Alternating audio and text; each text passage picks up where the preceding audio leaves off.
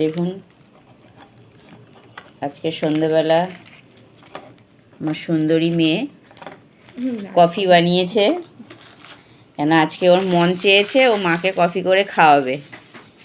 মানে মাকেও কফি করে খাওয়াবে, মা তো কফি খাবে না, মা হচ্ছে মা দিদা চা খাবে, ও আর ওর ভাই কফি খাবে। সেই জন্য ওর ইচ্ছা হয়েছে আজকে কফিটা বানাবে, কেন আমরা যত ঘুরে এসেছি শরীরটা সবারই আজকে একটু মানে অসুস্থ, তো সবাই একটু বিশ্রাম নিচ্ছে। সেই জন্য ওর মনে হলো যে আমাদের একটু আছে খাওয়ানো দরকার।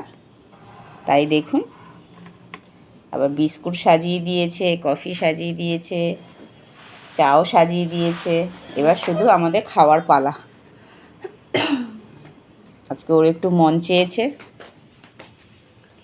হ্যাঁ ওর একটু মন চেয়েছে যে ও একটু মাকে দিদাকে একটু বিশ্রাম দেবে, তাই খাওয়াবে। খাও গরম।